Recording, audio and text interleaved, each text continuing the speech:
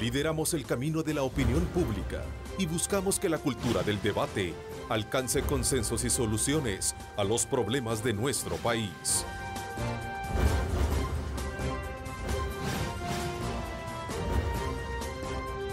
Diálogo con Ernesto López. ACACU DRL desea premiar la fidelidad de todos nuestros asociados. Por eso, en diciembre de 2018, gánate un Kia Picanto Full Extras por aperturas o incrementos de $100. ACACU DRL, mejorando tu vida. Hola, hola, ¿qué tal? ¿Cómo están? Qué placer enorme saludarles a ustedes en este lunes 14 de mayo. Agradecemos como siempre a Dios Todopoderoso por darnos ese privilegio de poder ingresar hasta la intimidad de sus hogares. Y por supuesto también tener usted a bien sintonizarnos a través de todas nuestras nuevas redes sociales y desde luego también nuestra aplicación Megavisión Go, disponibles para que usted también nos sintonice en cualquier lugar del mundo. Desde luego arrancamos la semana siempre exhortándole a usted poner todo su interés, todo su empeño, porque puedan sus metas cumplirse de la mejor manera y por supuesto tener a Dios en el centro de sus actividades. Hoy, en nuestra primera parte del programa, vamos a hablar sobre los grandes retos con los que se presenta la nueva Junta Directiva de la Asamblea Legislativa y más aún cuando de establecer políticas austeras se refiere. Hoy haremos un análisis desde esa perspectiva con la coordinadora y subcoordinador del Grupo Parlamentario del FMLN, a quien quiero darles la más cordial bienvenida. Nidia Díaz, parlamentaria, gracias por acompañarnos. Muy buenos días, Ernesto. Un saludo fraterno a todas las personas que nos ven en esta mañana y desearles lo mejor, una semana más.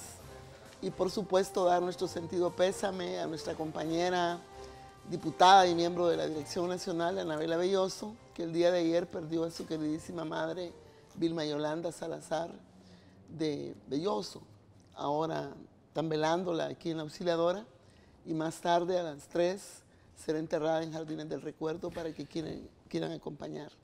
Qué bueno, también me sumo entonces me sumo también a ese voto de solidaridad y por supuesto de pésame para la diputada Anabela Belloso, una de las más recientes, que se incorporan dentro ya de como propietaria, ¿verdad? Sí, como propietaria.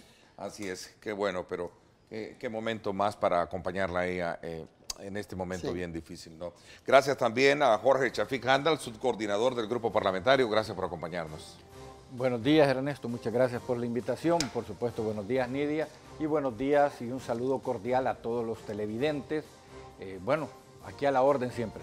Así es, en efecto vamos a desde luego tener la oportunidad de trazar algunos análisis sobre esta nueva visión que se centra en poder ir escrutando algunos aspectos que mal se han hecho en el ejercicio de la austeridad que ha venido desarrollando la Junta Directiva en la Asamblea Legislativa.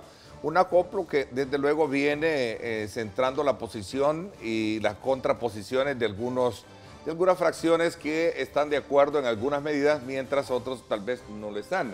Por ejemplo, el caso de los directivos que están a favor de indagar sobre las plazas fantasmas. Es otro tema que vamos a aprovechar, opinar, desde luego conocer la opinión de ustedes en lo que se refiere a este y otros temas que están allí centrados como parte de la agenda legislativa para los próximos días en la Asamblea Legislativa.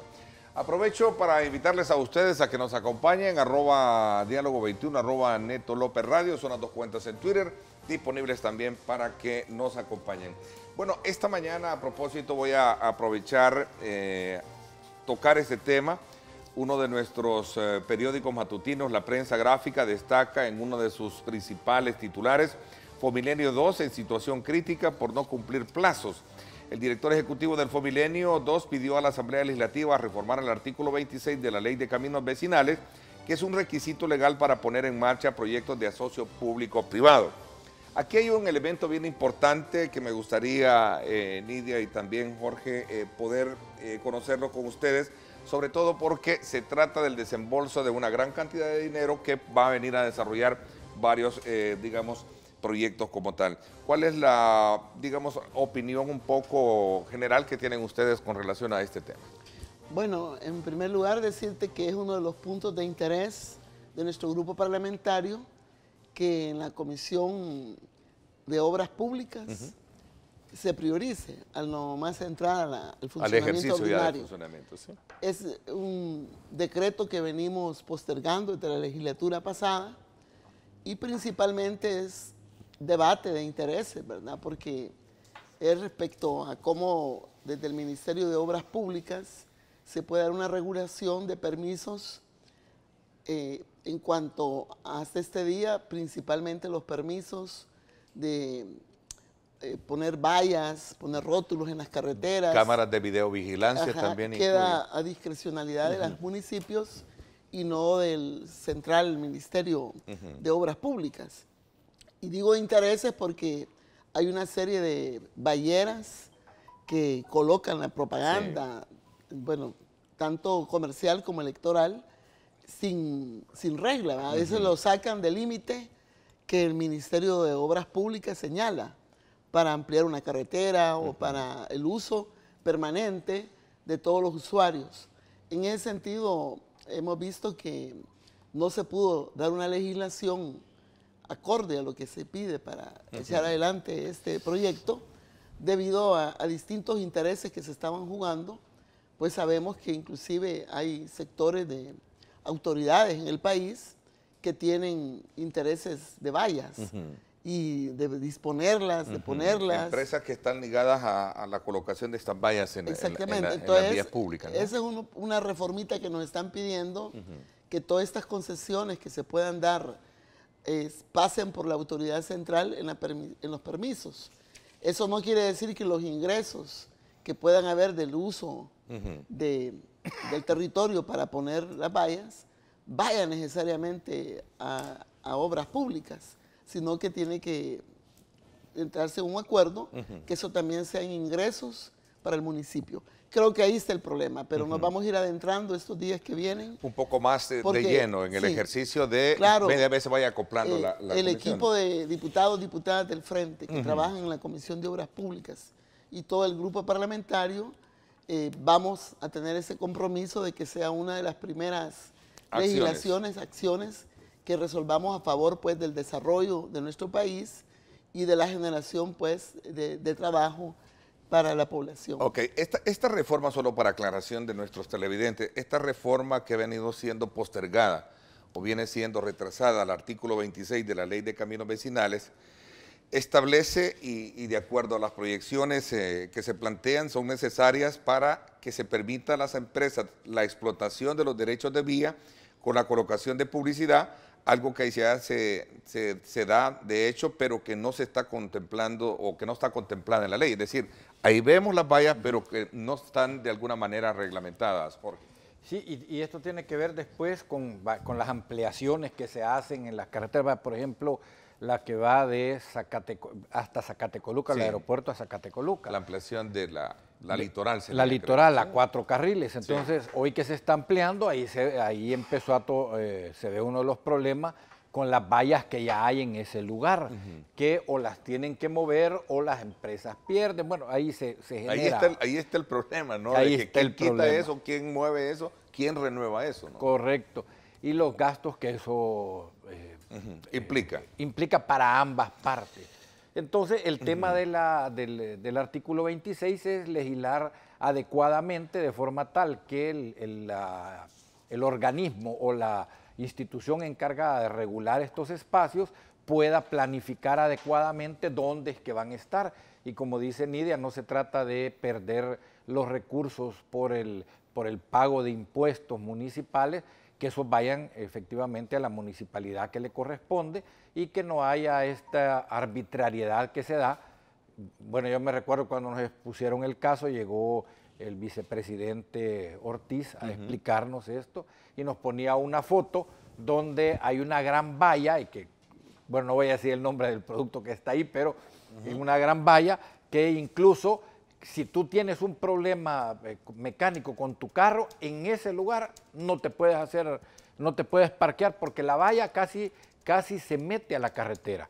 Entonces, es como para ordenar adecuadamente esto y además esto implica que hay, por decir esto, bueno, esto es un proyecto de alumbrado público para toda la carretera, por ejemplo, de de San Salvador al aeropuerto Monseñor Romero, y las cámaras de seguridad que también están unidos. Entonces, si logramos hacer todo esto en el tiempo necesario, la ciudadanía va a ganar seguridad, tanto visual como física, por el sistema de seguridad que va a haber. Bueno, un ejemplo, ahí está lo que le ocurrió a la familia de Fito Zelaya y otras familias. Anoche, precisamente. Eso de las 10:30, según el reporte. Sí, en una zona bastante... contaminada visualmente por vallas. Muy oscura y sin la debida iluminación. ¿De acuerdo? Entonces, ahí hay un ejemplo, pues, lástima de poderlo citar, pero bueno, ahí está un ejemplo. Bueno, lo cierto es que hay una tarea pendiente, y como dicen ustedes, pues es lo primero que hay que ir a hacer, porque sería una lástima que se pusieran en tela de juicio, se perdieran alrededor de $10 millones. Aquí tengo la cifra ya exacta sobre alrededor de esta reforma que se requiere para poder, de alguna manera, reglamentar toda esa infraestructura, digamos, de rótulos que hay, el sistema también de explotación y colocación de cámaras de videovigilancia, que son los elementos que están en discusión hoy en día.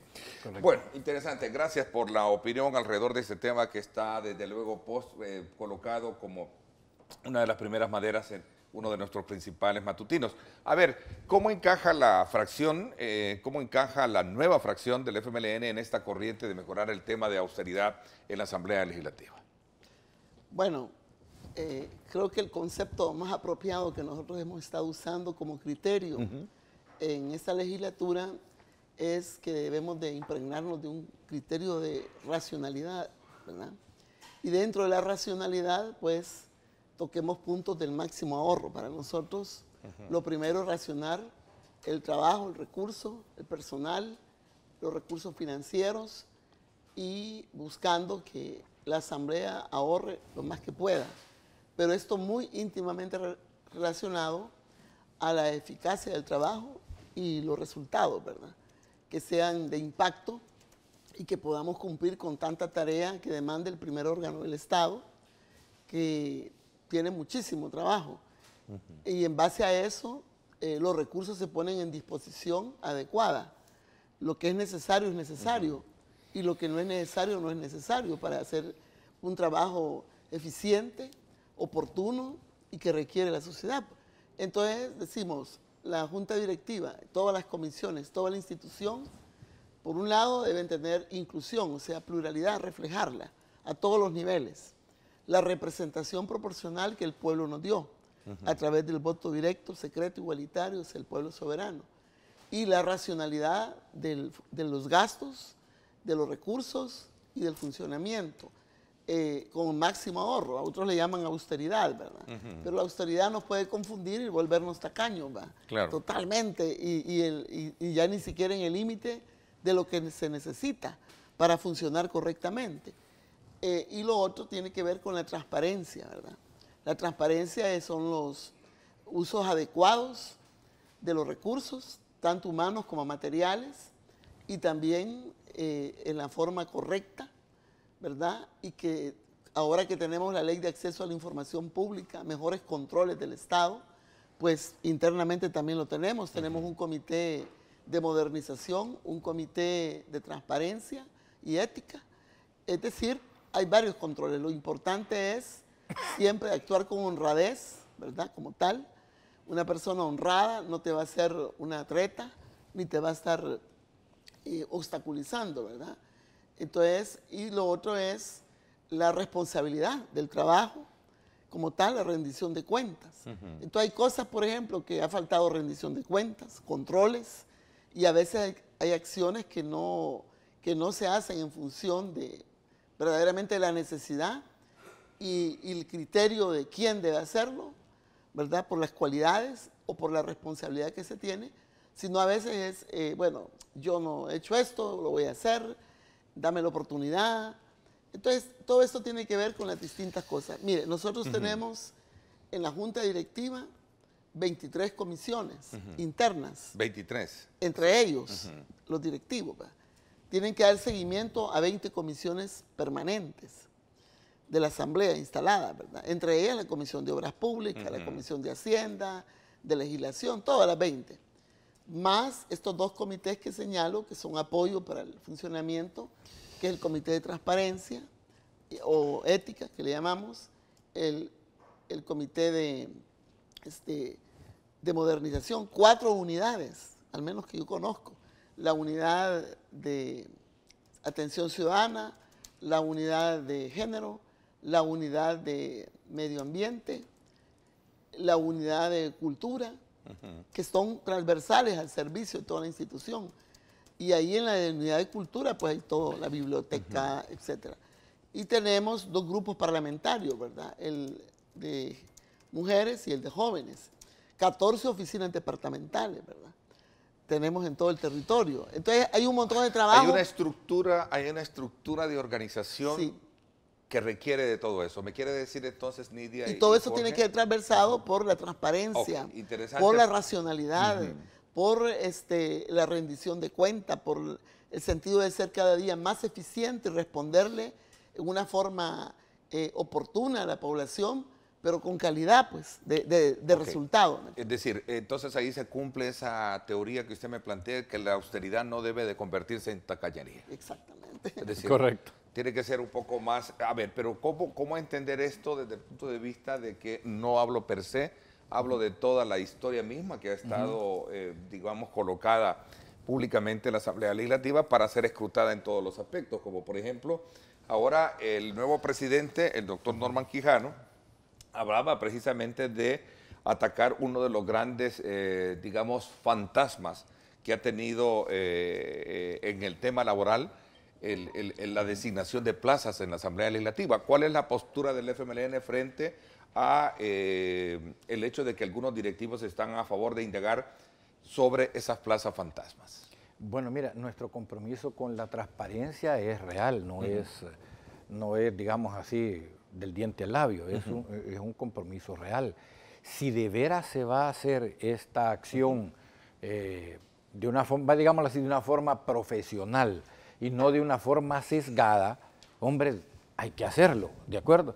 Pero conociendo ya algunas historias, algunos antecedentes, uno piensa lo primero, bueno, y en realidad será esto a fondo o simplemente por mostrar que se está haciendo algo, ¿de acuerdo?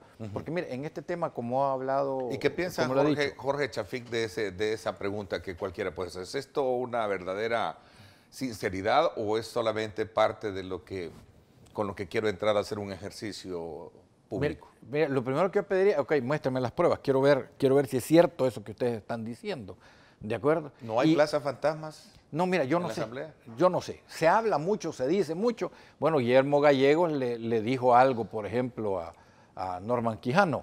Ok, si vamos a hablar de plazas fantasmas, veamos la de su hermano, que está contratado, nunca ha venido, le sacó otro, como que ahí hubo entendimientos. Quijano no ha dado respuesta a eso, no ha dicho ni sí, ni no, ni a saber, no ha dicho nada, ¿de acuerdo? Entonces, si este tema de plazas fantasmas se está esgrimiendo únicamente como para decirte, bueno, mira, si tú no te pegas a lo que yo digo, te voy a empezar a hacer este daño, y el otro le dice, ok, sí, está bien, no me toques esas plazas, yo estoy contigo, hago alianzas, hago esto, eso ya no es entonces una política real, ¿de acuerdo? Tiene que ser una política real de que de veras se presenten las pruebas necesarias y se haga lo que corresponde, sin sesgos. Porque ahí mucho se maneja de que va a haber sesgos contra una de las determinadas fracciones. Que no sea así. Si vamos a ser profesionales, seamos lo correcto. Si vamos a ser institucionales, seamos lo correctos. ¿De acuerdo? Nosotros no tenemos miedo a esas cosas. ¿No tienen ustedes, en este caso, también militancia, como se cree, se especula, se dice, por algo son fantasmas, dentro de este batallón que se le denomina Cobra? Perdón, el batallón Cobra. Sí, el batallón Cobra. Perdón un poco que me caiga en ese punto de humor, pero realmente es algo que ahí está y quisiera compartir con ustedes de alguna manera la opinión que tienen alrededor de todo esto, Nidia.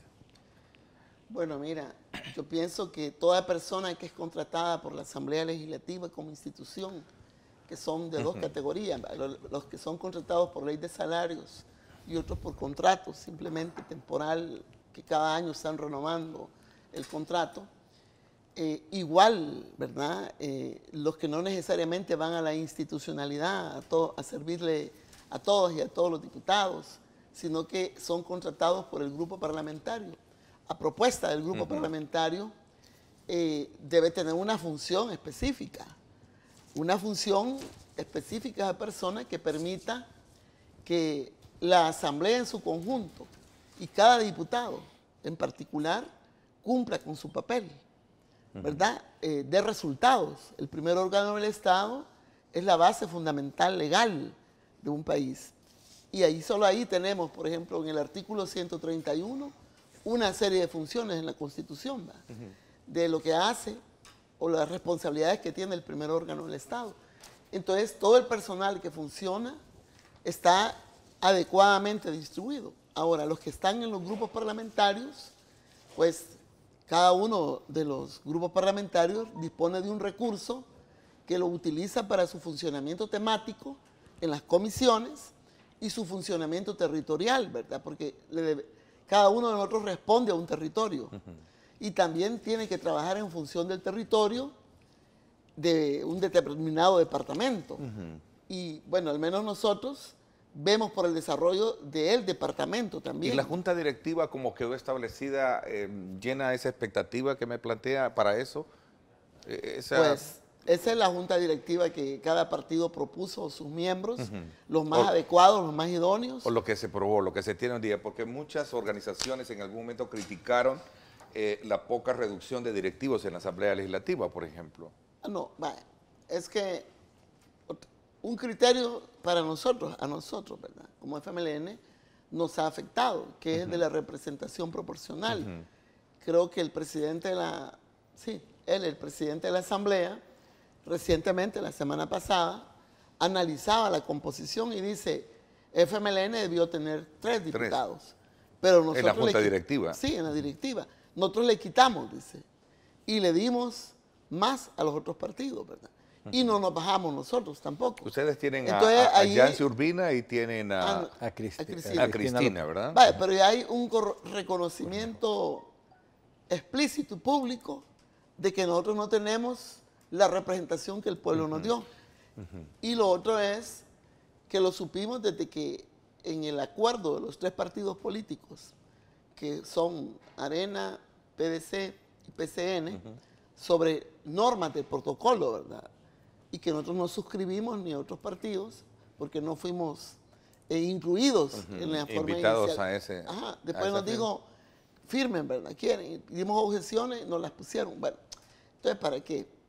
Pero allí mismo quitaron el criterio de representación proporcional. Sí. Y quiero decirle que el reglamento, el artículo 11, habla de representación proporcional y pluralismo. ¿A ustedes le correspondían tres diputados? No, y eso es público, ahí ya lo reconoció el mismo presidente. Entonces, en ese criterio, ¿verdad? No nos sentimos representados, ¿verdad? Pero hay otros criterios que nos han permitido, con sentido de responsabilidad, estar en la junta directiva, lógicamente. Somos el partido de gobierno, queremos la gobernabilidad nacional y también funcional de la Asamblea Legislativa.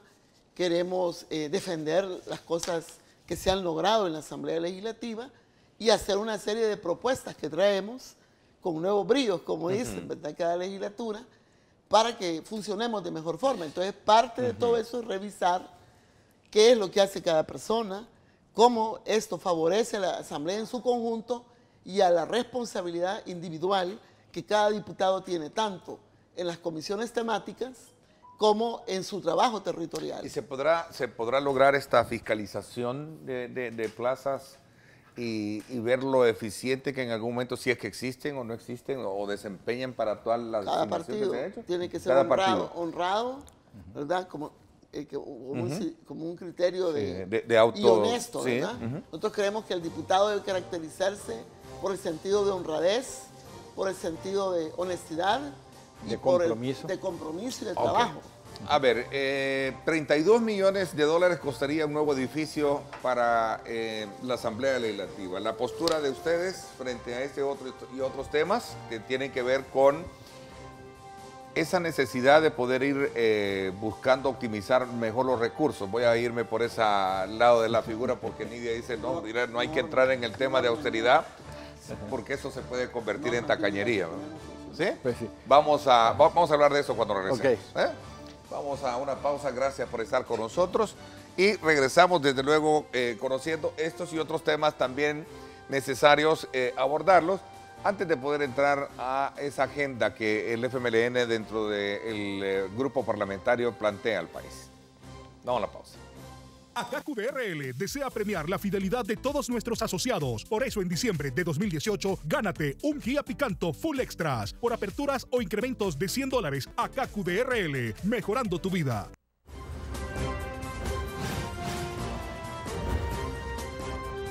Diálogo con Ernesto López. Estás viendo Diálogo con Ernesto López. Diálogo con Ernesto López. Bueno, gracias nuevamente por estar con nosotros en esta mañana. Nidia Díaz, coordinadora del grupo parlamentario del FMLN, y también el subcoordinador Jorge Chaficandal con nosotros acá en el estudio, en un análisis previo a lo que puede ser el ejercicio de una agenda legislativa parlamentaria, del grupo parlamentario, y que nos permite para poder entender hacia dónde le apuesta bajo esa lógica de que la población ha venido pidiendo un poco más de transparencia, eficiencia en el ejercicio y manejo del presupuesto en la Asamblea Legislativa. Repasamos un poco en la primera parte del programa lo que tiene que ver con esa conformación de la nueva Junta Directiva y sobre todo también este tema que tiene que ver con las plazas, supuestamente plazas fantasmas o batallones cobra, que en la Asamblea Legislativa existe y que en su mayoría se dice la tienen los partidos políticos. El partido FMLN, a través de sus representantes en esta mesa, se desligan de tener estos, temas, o mejor dicho, de personas que estén dentro de este batallón que se le conoce como el batallón Cobra, ¿no? Que solo llega a cobrar. A ver, otra discusión que antes de poder entrar en ese tema de agenda con ustedes parlamentaria, me gustaría conocer es la postura que tiene el FMLN frente al tema de la construcción del edificio parlamentario. ¿Cuál es la postura que tienen ustedes alrededor de ese tema? Bueno, mira, Ernesto, ese es un tema que lo colocó Norman Quijano. No era un tema, ni ha sido nunca discutido, según nos informan nuestras compañeras de la directiva, nunca ha sido discutido en ninguna agenda de la Junta Directiva. Pero fue aprobado. Mucho está aprobado tiempo en la atrás. administración, entiendo, de Lorena, que no sé si de su compañera Lorena Peña, no recuerdo si fue ella con quien en esa... No, me parece que fue otras... o anteriormente. Anteriormente. El dato exacto no lo tengo, pero me parece que ya Reyes, creo. Por ahí anda, más o menos. Que se aprobó la designación del préstamo para la construcción de ese edificio. Correcto, porque es un edificio que tiene bandera roja y que por los análisis estructuralistas ya está sobrepasada su capacidad de carga, además de los daños que, que tuvo en el 86 y luego en el 2001 y que solo se le hicieron remiendos. Bueno, ok, eso ya está establecido, pero para nosotros el FMLN, ya Nidia lo dijo anteriormente en otras entrevistas, reconocemos la importancia del tema, sin embargo para nosotros no es un punto de honor. Para nosotros es más un punto de honor el tema de del préstamo que está para ser ratificado de salud, que dentro de sus elementos, digamos, dentro de lo que comprende este préstamo, está el Hospital Rosales y el Hospital Nacional de la Zona Norte, allá en Nejapa, que son cosas que se necesitan para resolver los problemas acuciantes que tenemos en el sistema de salud. ¿Okay? Para nosotros eso es digamos, un punto de honor. Lo otro, reconocemos el peligro, reconocemos la necesidad, pero no creemos que eso hay que anteponerlo a la solución de algo que ya está y que se necesita resolver inmediatamente. Por eso yo mencionaba anteriormente que los temas estos, tú hablabas de la Plaza Fantasma, que yo decía, ojalá esto no sea un tema simplemente para colocarlo, espadear con él un rato y después olvidarse. A mí me pareciera de que el tema del edificio lleva más o menos ese rasgo. ¿Sí? ¿De acuerdo? El poder distraer.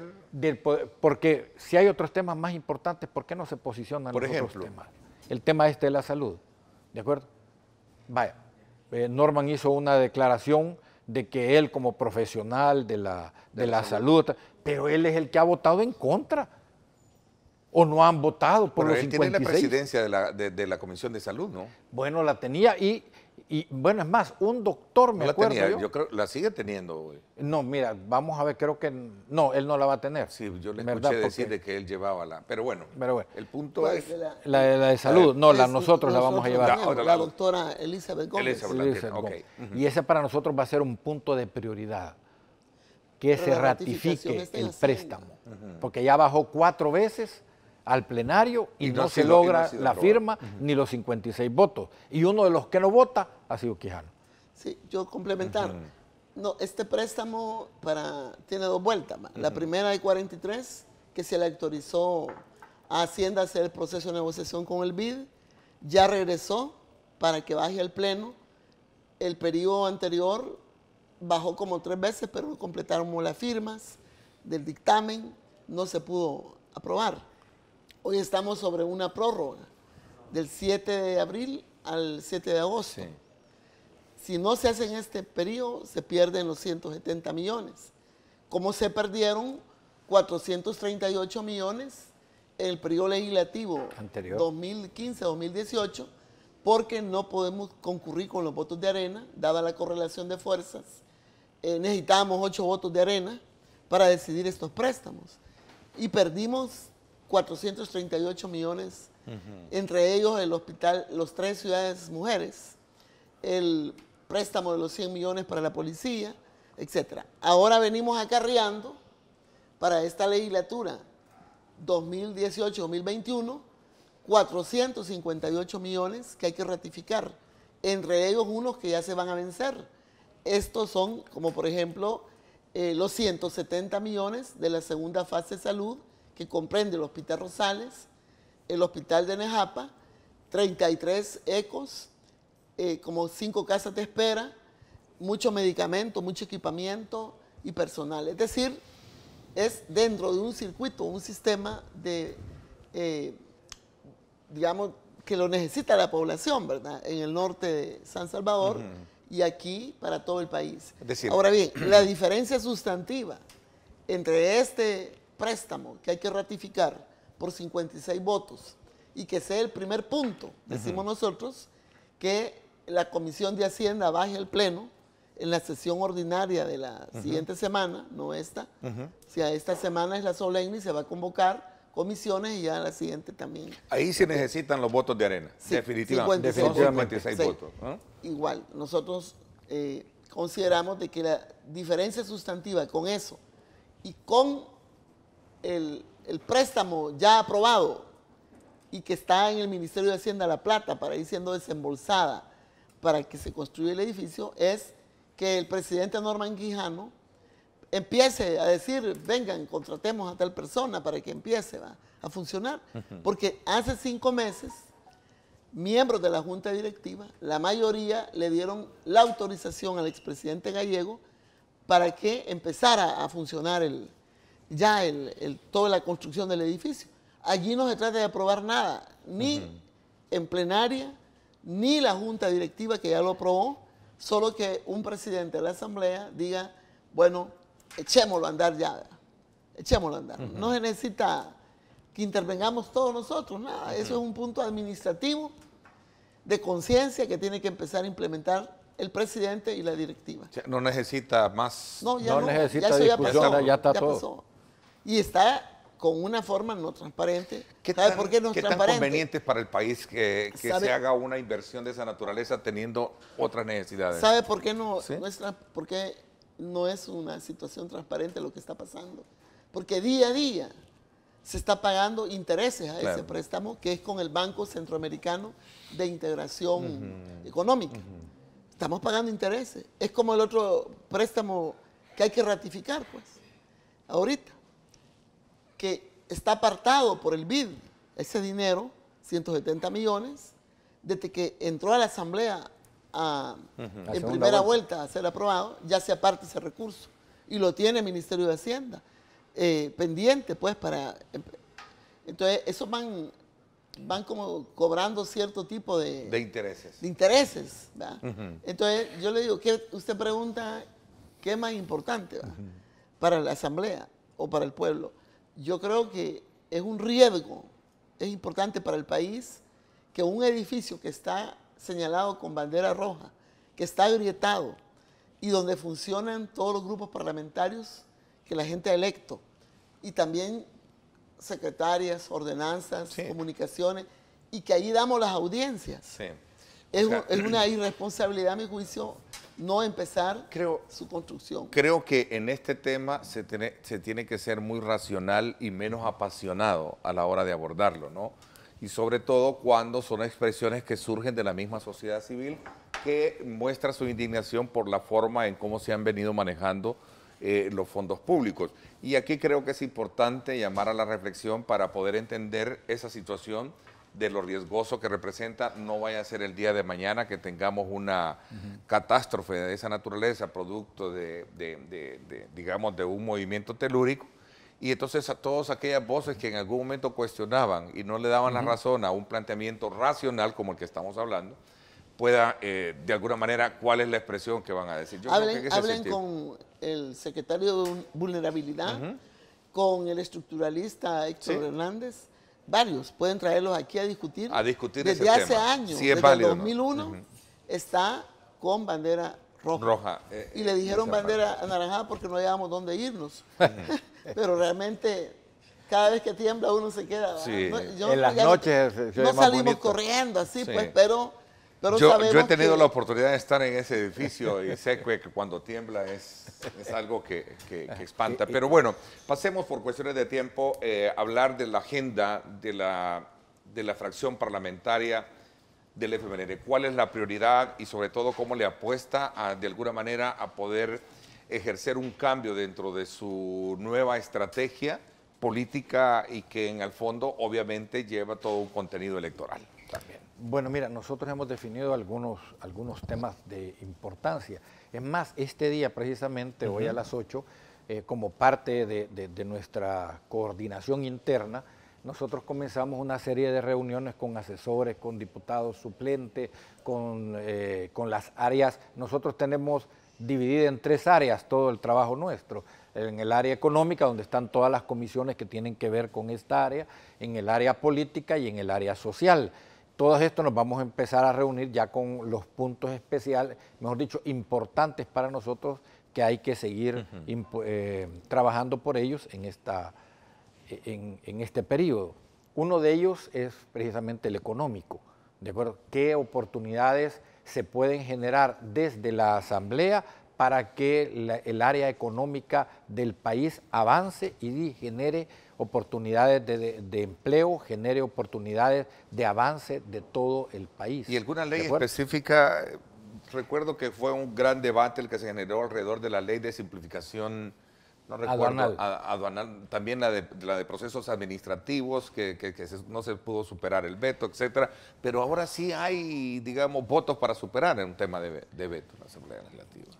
Sí, la cosa es que es el contenido de la ley que vas a aplicar. Por ejemplo, mira, en esta reunión que tuvimos con el vicepresidente Óscar Ortiz, nos habló de otra reforma que está pendiente y que urge hacer, que en el tema de aduanas precisamente, que es la de pesos, la ley de pesos. En el tema de que hay que homologarla con las normas internacionales, porque la ley que tenemos en ese sentido en el peso es muy, digamos, muy estricta y no te permite algunas variaciones que hoy internacionalmente son aceptadas.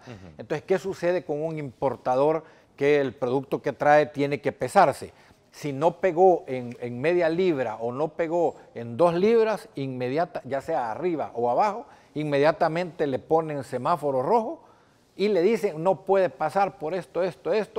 Ahí está detenido el producto, no sé cuántas semanas hasta que logre destrabar eso, ¿de acuerdo? Porque la mercadería siempre está sometida de este tipo, por ejemplo, los lácteos, ¿verdad? Desde que se empacan, se suben al contenedor y llegan aquí, pierde peso.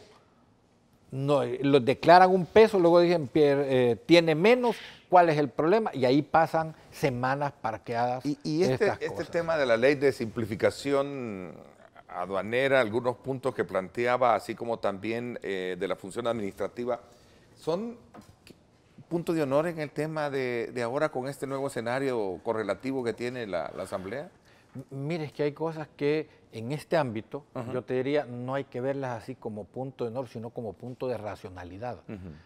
Vamos a poner el tema de que hay que agilizar el paso, sí. La unión aduanera tiene que tener también una agilidad de pasos para que se transite adecuadamente. Pero no existen los votos, se lo queremos ver desde el punto de vista del grupo parlamentario de ustedes, ¿no? O la correlación. Es que la simplificación no pasa por permitir que ahí puedan haber negocios oscuros, ¿de acuerdo?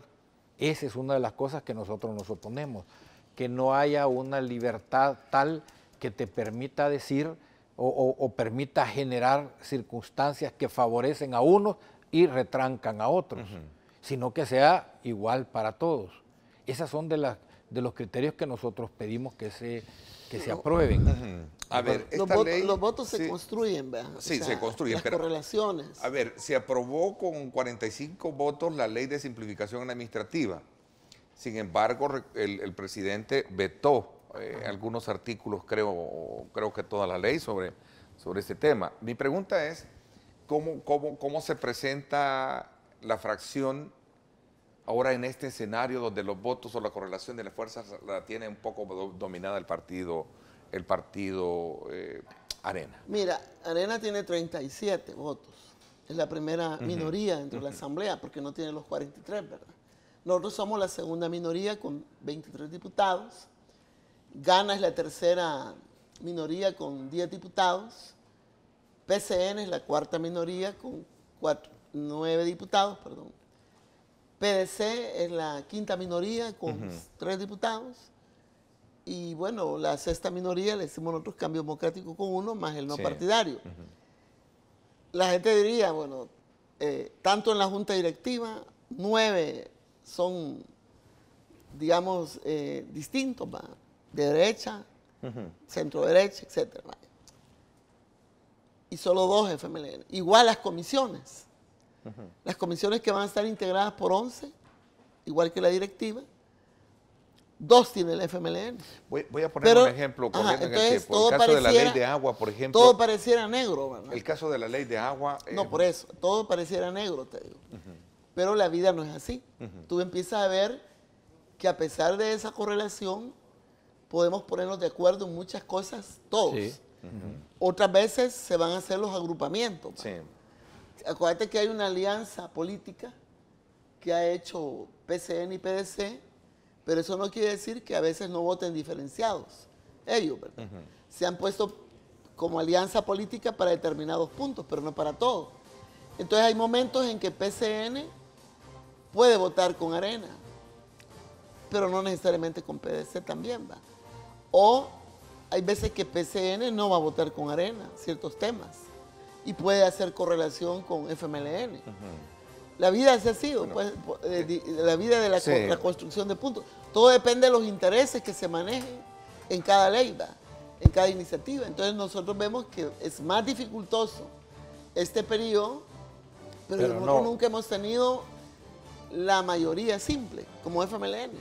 Nuestra máxima expresión fue cuando tuvimos 35 y pudimos hacer correlaciones, ¿verdad? Entonces, más difícil puede ser, pero no imposible, ¿verdad? Por ejemplo, ¿a quién no le interesa la aprobación y puesta en marcha de la zona económica especial para la zona suroriental? A todos les interesa, ¿va? Más o menos hay cositas, ¿va? ¿A quién no le interesa, por ejemplo, integrar y fortalecer la unión aduanera en el marco del Triángulo del Norte, ¿va? Y todos esos procesos que hay que destradar, porque todos estamos por la reactivación económica. Bueno, y así para reactivar la caficultura, tema. Y nosotros agrupamos, como decía Chafik, en 3 grandes áreas para cumplir 4 grandes compromisos que hemos adquirido con el pueblo. Seguir trabajando la democracia de este país en forma más participativa y transparente. Llevamos propuestas de reforma constitucional, una serie de leyes para hacer más transparente el país, la ley de probidad, la ley de, por ejemplo, para hacer más fortalecimiento en las instituciones, queremos una ley de procedimientos constitucionales, la ley de la función pública.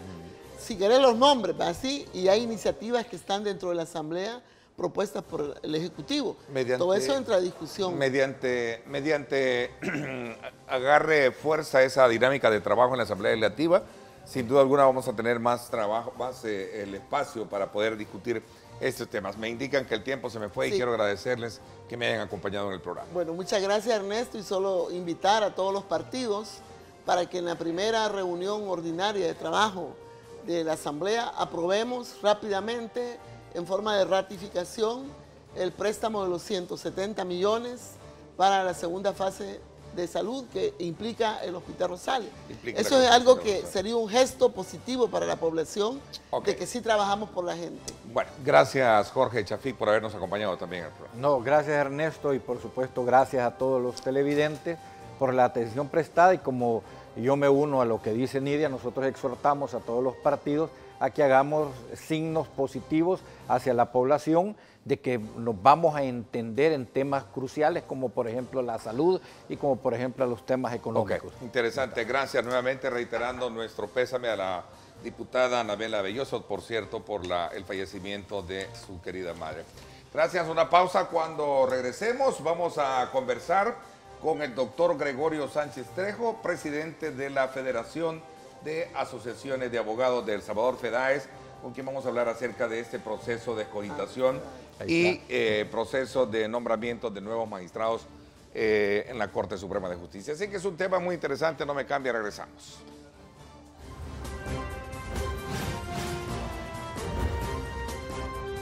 Diálogo con Ernesto López. Estás viendo Diálogo con Ernesto López. Diálogo con Ernesto López. Bueno, gracias nuevamente por estar con nosotros a esta hora de la mañana y en una segunda parte del programa, tal y como lo habíamos anunciado. Nos acompaña acá en nuestros estudios el doctor Gregorio Sánchez Trejo. Él es el presidente de la Federación de Asociaciones de Abogados de El Salvador, a quien quiero darle la más cordial bienvenida, doctor. Qué gusto tenerlo acá en el programa. Es un placer saludarlo. Para mí ratifico mi sensación de satisfacción porque sé que la comunidad jurídica está pendiente de esta entrevista, que el pueblo salvadoreño le da un seguimiento por su objetividad y su profesionalidad, y además usted se ha convertido en una figura nacional de la comunicación y del análisis social del país. Muchas gracias por sus palabras, doctor. A ver, como presidente de la Federación de Abogados de El Salvador, ¿cómo cala la decisión tomada dentro del Consejo Nacional de la Judicatura a la hora de la preselección y selección de los candidatos a la Corte Suprema de Justicia? Esa decisión de sacar del listado a aquellos abogados que fueron electos del proceso que en este caso la FEDAES realiza. En primer lugar, la FEDAES tiene sus elecciones el 10 de marzo. Hay una asistencia de 6.684 votantes. Se incrementa en un 20-25% la población. Tenemos 200 observadores, tenemos observación internacional, tenemos evaluación de las supervisiones que señalan que no ha habido ninguna denuncia, que señalan que todo se administra bien. Es decir, el proceso es legítimo y es la vocería del pensamiento jurídico de la comunidad. Cuando se establece los 15 electos, que el artículo 182, inciso segundo de la Constitución nos faculta, lo desarrolla el 51 de la Ley del Consejo y lo va ejecutando en su desarrollo también el 72 del reglamento y el 44 del manual. Encontramos nosotros la protección legal que tiene nuestra elección. Sin embargo, se presenta una situación especial cuando remitimos nuestros candidatos al Consejo Nacional de la Judicatura y ellos nos piden que enviemos el nombre porque van a verificar sustituciones. Según el reglamento, solicitarán el nombre de los que continúan con mayor número de votos después de los que se van a sustituir. Lógicamente, fue una decisión muy discutida dentro del Pleno de FEDAES. Le quiero manifestar que hubieron 3 asociaciones que dijeron que hay que cumplir sin ninguna reflexión, 2 asociaciones que dijeron nosotros vamos a cumplir, pero vamos a razonar nuestro voto. Sí. Y el razonamiento de voto decía no tienen competencia, no se está aplicando una exclusión en base a una medida preventiva que todavía no se ha dado a sentencia definitiva en el caso del licenciado Ulises, y de igual manera consideramos que no se ha establecido la vinculación material política en el tema del licenciado Tito Celada. Era uno de los argumentos presentados por la asociación. Y otra que dijo categóricamente no hay que cumplir, ¿verdad? No hay que cumplir. Ante esa situación, con 5 votos a favor de cumplimiento y 1 voto en contra, se remite al Consejo Nacional de la Judicatura bajo la visión siguiente, que son la responsabilidad o el mérito de decisión es estrictamente de ellos, que nosotros realmente no estamos sustituyendo a nadie, sino que cumpliendo un requerimiento que enviáramos los nombres de quienes continúan posteriormente. Delegan la responsabilidad al CNJ y no a las asociaciones o federaciones, perdón, a las asociaciones que conforman la FEDAES del intercambio. Así es. Es decir, es de responsabilidad del CNJ. Es plena facultad discutible, porque lo que ha pasado es que hay todas las decisiones por el hecho histórico de la elección de magistrados de sala de lo constitucional se ha vuelto controvertible, deliberante en todo espacio. ¿Usted cree que es más dominante esa, digamos, esa presión del hecho de que sean personas inéditas fuera de todo contexto de línea partidaria? Porque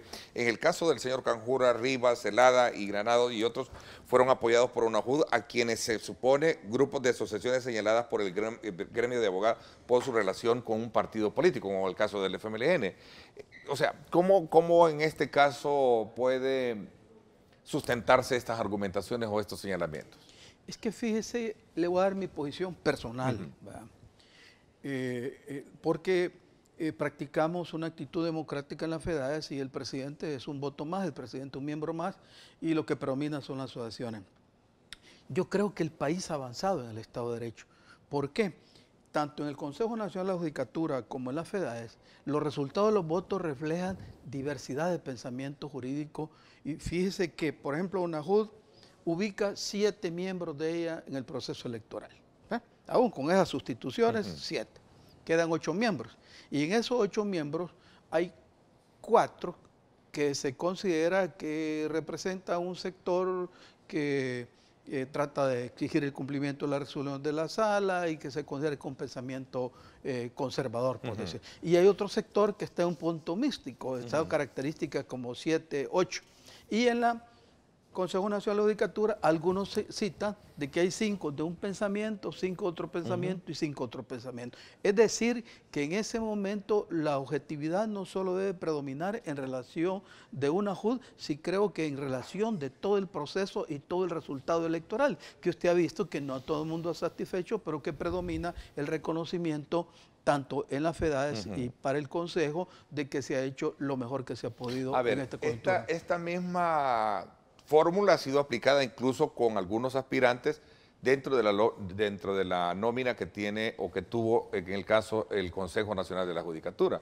Ahí quedaron varios fueros bajo esa lógica también de tener ciertos vínculos partidarios. ¿Qué hay en esencia? Esa es la pregunta, porque nosotros esto es un tema que lo discutimos el día viernes y de alguna manera la pregunta que muchos se hacían, bueno, ¿y hasta cuándo puede en algún momento a una persona considerársele que ha sido ha tenido alguna postulación o vinculante con algún partido político, o es una condena perpetua la que ella tiene para no poder, digamos, buscar un cargo público, una nominación de cargos públicos? Yo sostengo la afirmación que en el campo jurídico estamos en las normas del deber ser, no del ser. no estamos en la ciencia exacta, sino que estamos en valorizaciones que la norma, aunque se incumpla, siempre deja de tener, siempre tiene validez. En ese sentido, considero de que el tema de la vinculación material predominantemente, que algunos la limitan o la han limitado al ámbito político, otros dicen que está limitado al ámbito religioso, al ámbito del poder económico, el poder fáctico, se vuelve discutible cuando algunos señalan que los parámetros objetivos para poderla establecer todavía no se dan con claridad. Y de tal manera que puede haber un exceso de consideración de una vinculación política, de una persona que participó hace 40 años, tuvo una oportunidad que fue propuesto y puede que lo hayan electo por su calidad profesional, por su buena imagen, por su capacidad de oratoria forense en eventos públicos de mayor magnitud y de repente no volvió a revincularse con un partido político. Ya por ese hecho ya queda para algunos excluido y establecida la vinculación material. Creo que esta situación que es digna de análisis por el programa de ustedes de los viernes, que yo los felicito a todos sus componentes, decirle de que estos vacíos y estas discusiones, porque no solo hay uno, hay varios dentro del proceso, son dignos de análisis. Urge reglamentarse. Así es. Urge revisarse, urge modificarse, urge establecerse, pero con visión de país. Porque, insisto, ¿por qué condenar a alguien y por cuánto tiempo? Es una pregunta lógica, que no puede aspirar a un cargo público o alguna nominación por haber tenido cierta relación con algún partido político. Debería regularse eso, ¿no? Yo creo que debería haber alguna limitante porque se puede estar violentando derechos fundamentales. Es que son derechos políticos que son fundamentales, ¿no? Doctor, voy a hacer una pausa cuando regresemos. O sea, me queda claro que en este caso de las personas a quienes se les sacó dentro de la nómina fue ya decisión del CNJ. El FEDAE no cambió, no pudo. Porque habían sido sometidos a una elección. FEDAE lo único que dio es cumplimiento, a decirle los nombres que siguen son el 16, el 17 y aquí están los expedientes. ¿Ya? Allá ustedes tomen la decisión. El caso del doctor Celada, por ejemplo, no fue decisión ya, fue de ellos. No, el caso del doctor Tito Celada y el licenciado Ulises, ellos entraron en la comisión central, el Comité Central Electoral, allí no fue aceptada su postulación, apelaron y la FEDAE autorizó su inscripción como candidato. Exacto. Y así los envió. Ahora ahí viene otra deliberación. Usted tiene un comité central electoral que resuelve sobre un candidato. Tiene una junta directiva de FEDAE que resuelve apelaciones. Y tiene el Consejo Nacional de la Judicatura que va a revisar y riesgo constitucional. Y tiene la Asamblea Legislativa que va a elegir. Entonces ahí hay una situación también que en un futuro hay que ver. Bueno, si no hay un exceso. Vamos a seguir un poco hablando de esto porque lo que hay y a pesar de algunas en esto del derecho, y no estoy tratando la manera de asumir yo una posición como tal, pero lo que hay que resolver, como lo decía alguien, es esas contradicciones entre las obligaciones, por un lado, de la de preservar la independencia de la judicatura y por otro lado, el derecho constitucional ciudadano a optar a cargos públicos. Ahí creo que hay un punto, digamos, de frontera que hay que ver y discutir y que obviamente representa, como usted dice, el gran desafío, ¿no? Así es, correcto. Para un debate. Voy a hacer una pausa y regresamos con estos y otros elementos. No me cambio, volvemos.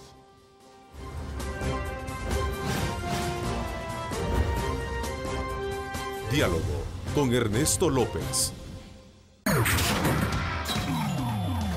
Estás viendo Diálogo con Ernesto López. Diálogo con Ernesto López. Gracias nuevamente por estar en nuestra sintonía. Con nosotros acá en nuestros estudios el doctor Gregorio Sánchez Trejo, presidente de la Federación de Asociaciones de Abogados de El Salvador.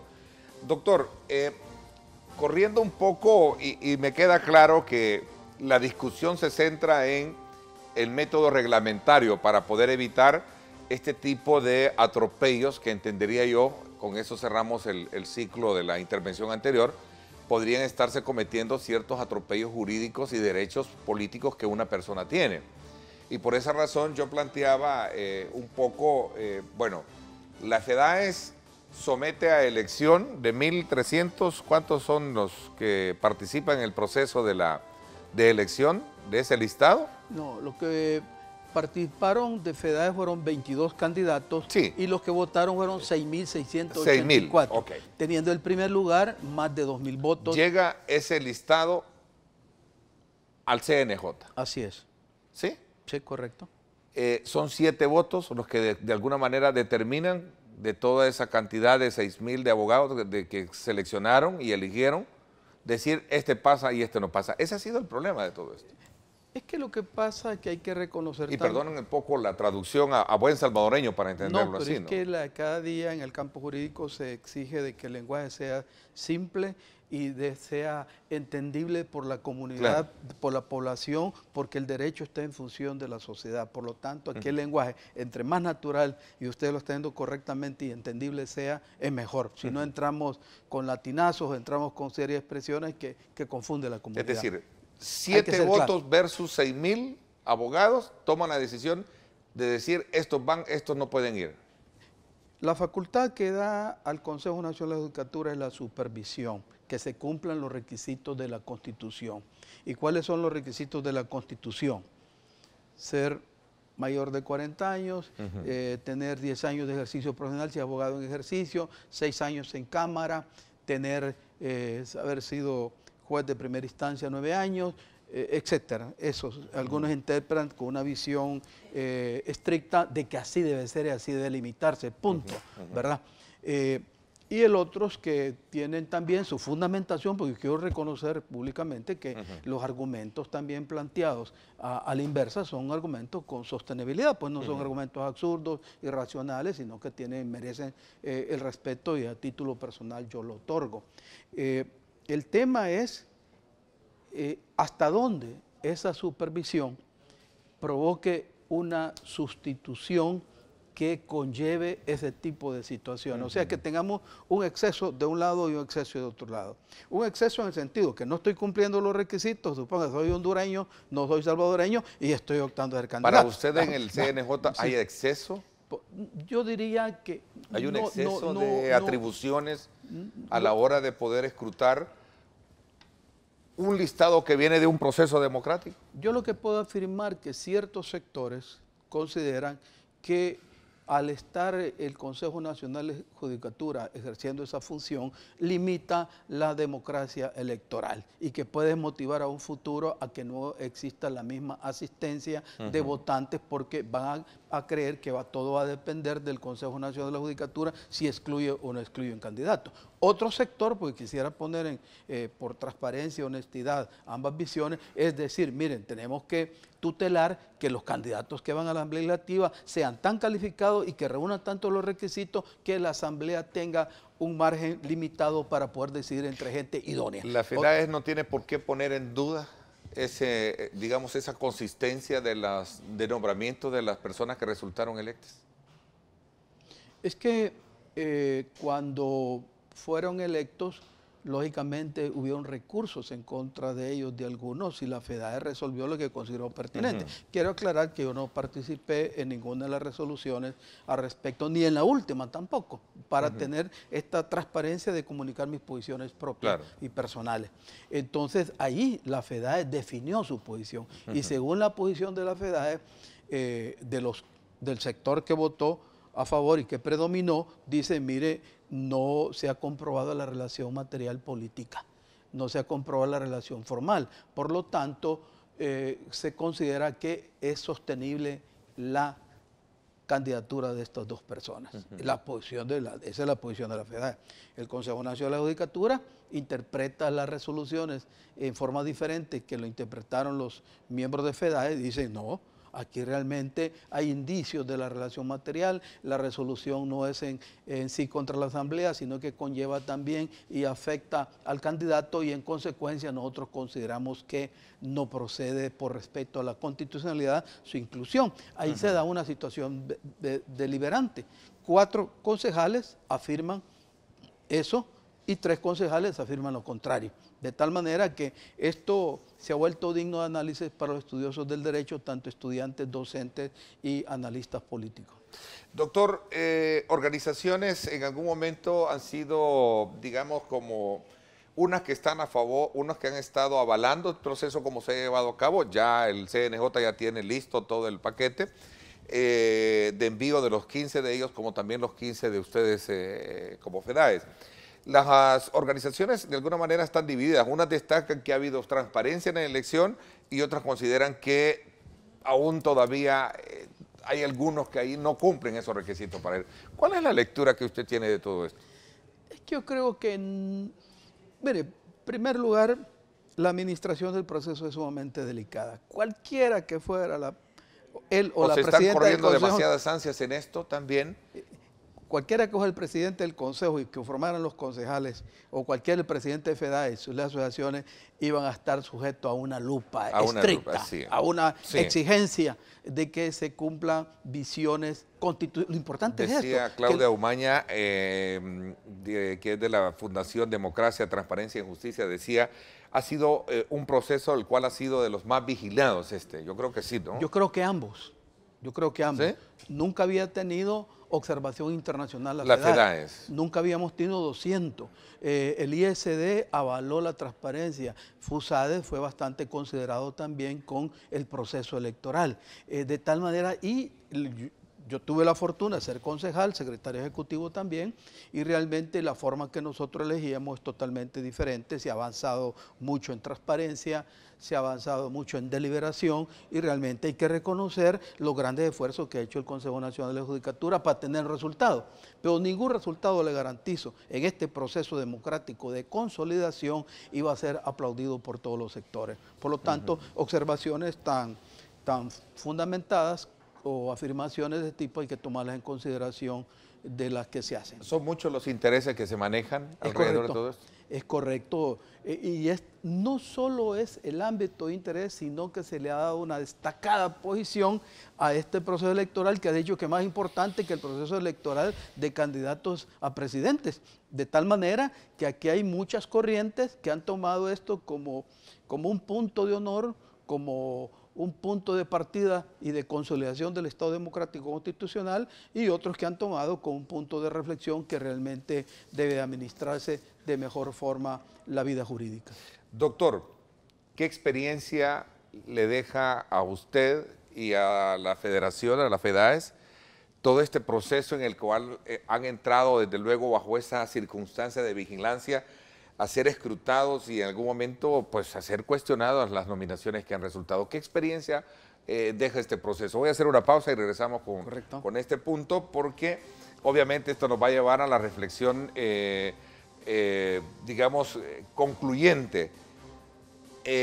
Hemos avanzado en poder de alguna manera escrutar y presentar las mejores cartas. ¿Qué viene ahora en la Asamblea Legislativa? Porque es la Asamblea Legislativa la que tiene que elegirlo. Ahí hay otro proceso también de discusión que muchos piensan que debería de ser no la Asamblea Legislativa la que termine seleccionando, sino que en este caso aprobando la elección viniendo de un ente también paralelo de la sociedad civil. Esa es otra de las discusiones que están ahí. Correcto. Hablamos de esto cuando regresemos.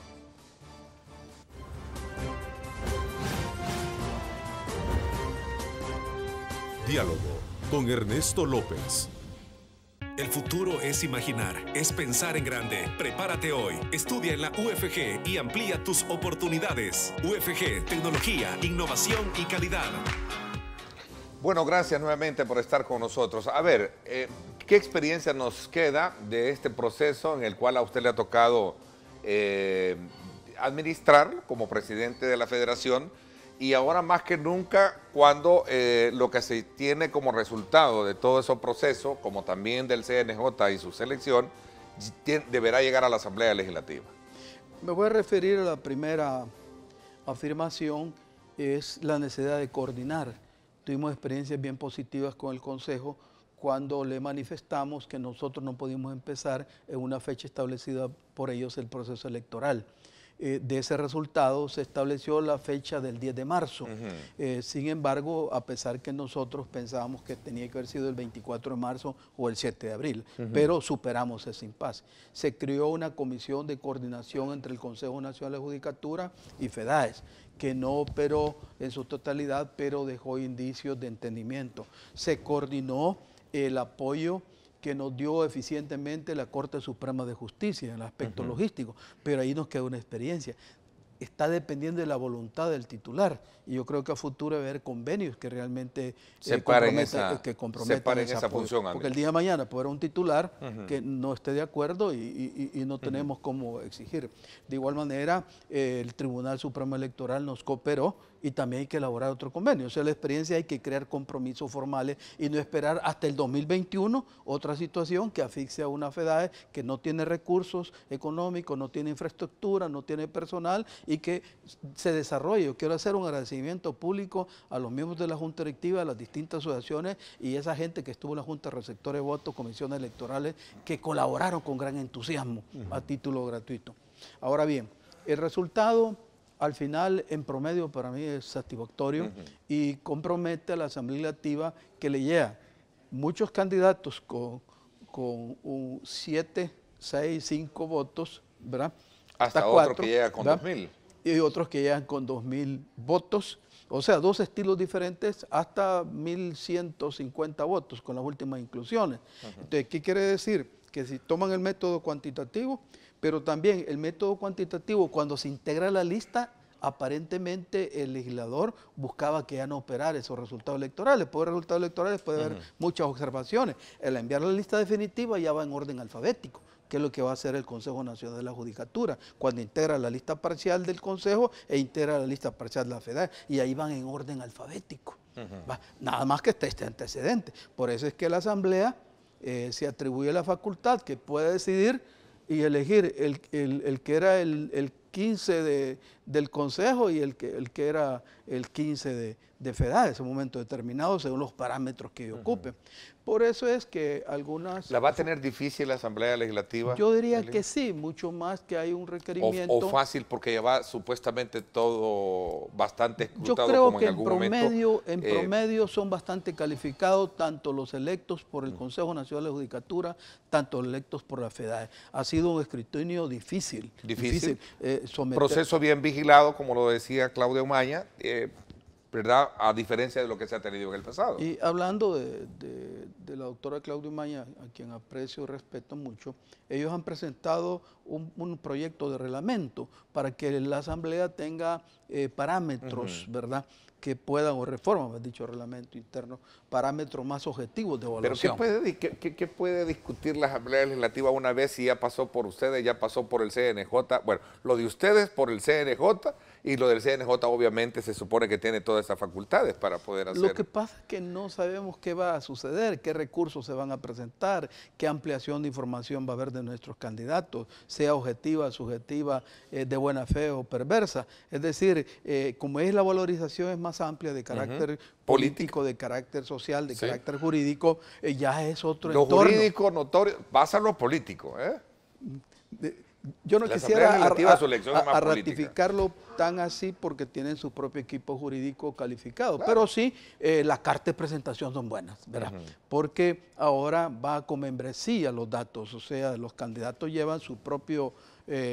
su carta de presentación cuantitativa, pero también hay otros candidatos que podría ser que estuvieran con menos votos y con menos resultados, pero que puede ser hasta más calificado. Esto es una valorización muy estricta, pero en promedio, como le digo, yo me siento satisfecho del resultado electoral de la FEDAE y respeto mucho el resultado electoral del Consejo Nacional de la Judicatura. ¿Reglamentos? ¿Hay variables en el reglamento? Fíjese que aprovecho, quería entregarle nuestro reglamento especial y ahí están instructivos que utilizamos el momento del proceso electoral de selección de candidatos magistrados de corte. Es decir, que toda nuestra actividad, y quiero dejarla clara públicamente, está normada y que todas nuestras decisiones están bajo procedimiento y que realmente lo que deciden son las asociaciones de abogados. 2018 ya va reformado.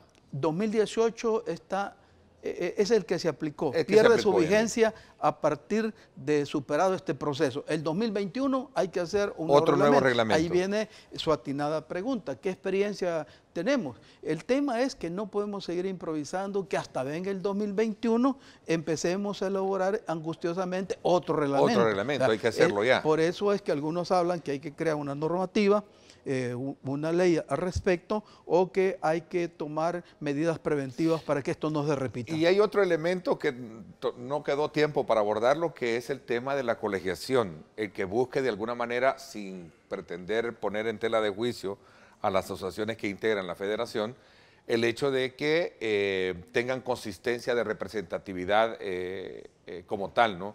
Porque este es un tema que, por cierto, el día viernes se abordó y decía, mira, aquí hay asociaciones que se forman por un grupo de 5 y al final es para elegir a determinado funcionario o personalidad que quiere entrar a un proceso de selección. Le quiero decir que tengo conocimiento que el Colegio de Asociaciones Profesionales está preparando un proyecto nuevamente. ¿En El Salvador no existe colegiación? No, fíjese no que yo fui presidente, perdón que hable a título personal, ¿sí? Presidente de los ministros de empresa, y fui a visitar para invitar a un evento acá en El Salvador a nivel centroamericano, y me pegaron una cuestionada terrible en Costa Rica por no tener colegiación. Lo mismo fue Guatemala, y lo mismo fue Honduras. Y decían, ¿cómo es posible que ustedes no tengan este tipo de organización? Entonces, bueno, en el caso de los médicos, pero creo que ellos también tienen un marco de regulación, pero no como país, no lo tenemos. Eso hay que tener claro. Realmente los efectos jurídicos son mayores. Sí. Por eso fue muy atinada las observaciones y pido la confianza que como presidente de la FEDA estoy imparcial y coherente con el país. Interesante. Este es el otro punto que nos va a quedar. Doctor, gracias por habernos acompañado. Nos queda claro cuál es la postura que tiene la FEDA frente a ese proceso de selección que llevó a cabo el CNJ y qué es lo que viene ahora por delante cuando se presente en la Asamblea Legislativa la discusión, que es el 15... Creo que es en junio, ¿verdad? Junio, julio tiene que estar ya esto listo. Así es. Gracias por haberme acompañado. Al contrario, un placer. Gracias, doctor. Le agradezco muchísimo. Llegamos hasta aquí con el programa. Los invito a que me sintonicen hoy a las 6 de la tarde en directo con Ernesto López Radio. Astrid Ábalos y este servidor vamos a hablar de temas de país. Por supuesto, no se lo pierda. Gracias. Pásenla bien y como siempre recuerden lo más importante, amar a Dios sobre todas las cosas. Lideramos el camino de la opinión pública y buscamos que la cultura del debate alcance consensos y soluciones a los problemas de nuestro país.